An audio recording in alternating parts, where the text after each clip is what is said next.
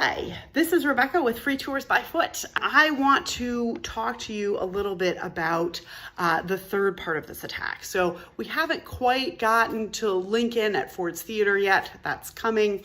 And you've already heard about the Secretary of State William Seward and the attack on him at his home. And so the third part of this attack is on the Vice President, Andrew Johnson. So I want to talk to you a little bit about him, the attack on his life, and to set the scene for you. Andrew Johnson is brand new to the vice presidency. Lincoln had a different vice president. Lincoln, of course, is in his second term, but he had a different vice president for his first go-round. His first vice president was Hannibal Hamlin of Maine. And when Lincoln runs for re-election in 1864, the Republican Party decides that Hannibal Hamlin is too radical as far as abolition and things like that, and they want to get rid of him and sort of take him off the presidential ticket. And so they decide that they want to put somebody who's a little more friendly to Southern interests, slave-owning interests, and they decide on Andrew Johnson. Andrew Johnson was from Tennessee, so he was a Southerner. He was a senator before the Civil War, and in fact was the only Southern senator or congressman who remained loyal to the Union after the South secedes. He is a slave owner. He believes in slavery, but he believes in the Union first, and that makes him really, really valuable as far as the Republican Party is concerned. Andrew Johnson can speak Southern and sort of assure the moderate elements in the Republican Party that they've got sort of a friend and ally at the highest levels of power on the national stage in Washington.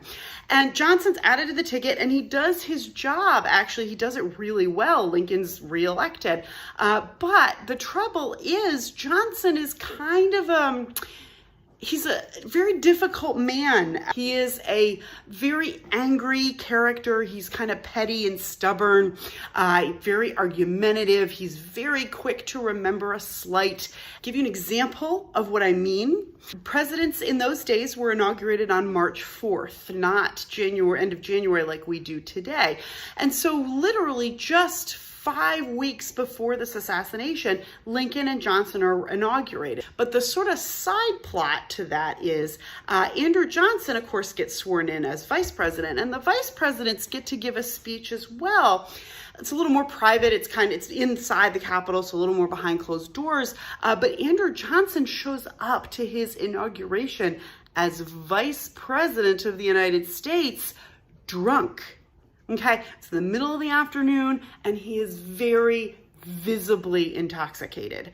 And this is really not good. And he gets up and he gives this speech, and he rambles on for an untold number of minutes.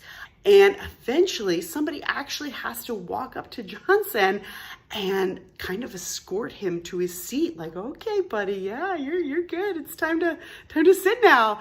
And it's mortifying.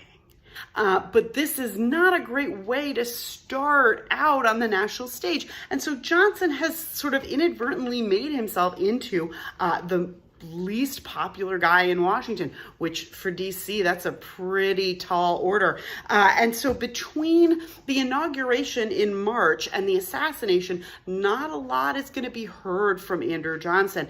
He spends the few weeks of his vice presidency basically staying at a hotel. It's called the Kirkwood Hotel, and it kind of looks like this. It doesn't exist anymore, but it's a very fancy hotel. Now, another little bit about this. In those days, the vice president did not have taxpayer-funded housing. The guy that John Wilkes Booth is going to ask to assassinate the vice president is a man named George Adzerodt. George Adzerodt is part of sort of John Wilkes Booth gang of ne'er-do-wells. He's a smuggler. He's a German immigrant. He's actually made a lot of money smuggling goods behind enemy lines during the Civil War. And he's the kind of guy who talks a really big game. He's really excited and interested to be involved in sort of whatever scheme John Wilkes Booth is cooking up. But he has this annoying habit of sort of bailing at the last minute, like getting cold feet. And so that's, despite all this though, John Wilkes Booth asks George Adzerodt to participate. George Adzerodt thinks this is a great idea. And so all three of these men have timed their assassination to about the same time, about 10 o'clock. And so George Adzerodt gets to the Hotel Kirkwood a little early. He gets there about 8:30. And what's a guy to do with an hour and a half to kill before killing the vice president? If you guessed drink a lot, you are correct. George Adzerodt goes to the bar and proceeds to have a few beers and gets a little bit drunk. And as he's drinking, he starts to think to himself that maybe this whole idea of John Wilkes Booth is not that great. This is poorly planned. This seems like it might not work. And he doesn't really want to be a part of it. And he actually completely talks himself out of participating in all this. He wimps out hardcore, and he runs away. He's actually going to run out of Washington, D.C. He's going to keep on running. He's got family all the way out in farm country in Maryland.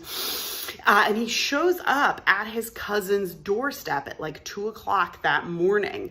And for the next 7 days, he will refuse to leave the house. He will not step outside, which is a little strange. And his cousins kind of remarked to themselves about this. This is a little weird. He shows up here dramatically in the middle of the night, and now he's not going outside. As you can probably imagine, in the aftermath of Lincoln's death, all anybody wants to talk about is Lincoln's death. And so as him and his cousins are kind of chewing over this again and again, his cousins start to get the idea that George Adzerodt knows some details about Lincoln's assassination that have not been printed in the newspaper. And so since he isn't leaving the house, how would he know those details? His cousins start to suspect that he's involved in some way. Their suspicions are confirmed. About a week later, the police show up to arrest George Adzerodt. Now, of course, the vice president doesn't know the night of the assassination. He doesn't know any of this. He's going to go to bed at the Hotel Kirkwood like normal. And around 11 o'clock, he is awakened by some loud banging on his hotel room door. He'd be sworn in around noon the next day. And not much is heard from him for the first 3 weeks that he's president. And then he goes from bad to worse. Andrew Johnson is considered to be one of the worst presidents in American history. He is, historians agree on absolutely nothing, but most of them are pretty sure if you make a list of U.S. presidents in order, somewhere in the bottom 5 of that list is going to be Andrew Johnson. He really was quite terrible. He's the first president that's going to get impeached.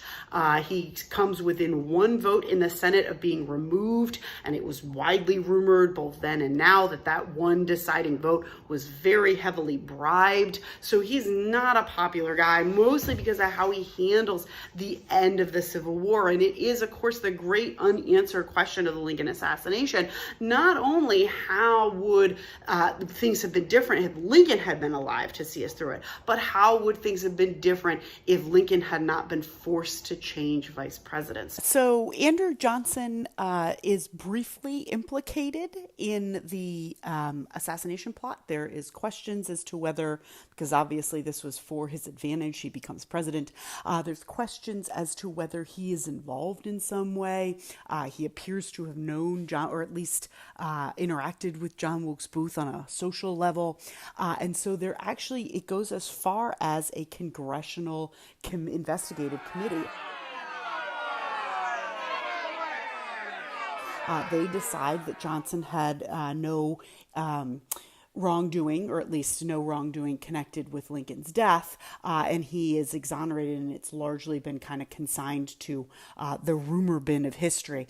Partly because of how badly he handled his transition of being president. So he was not involved in the conspiracy to kill Lincoln. We've already talked about the Seward assassination attempt, and so come back at 10 o'clock and we will drop the main event, the Lincoln assassination. If you have any questions or comments for me, feel free to leave them in the comments below this video, and I'll be happy to answer them. And thank you guys very much for tuning in.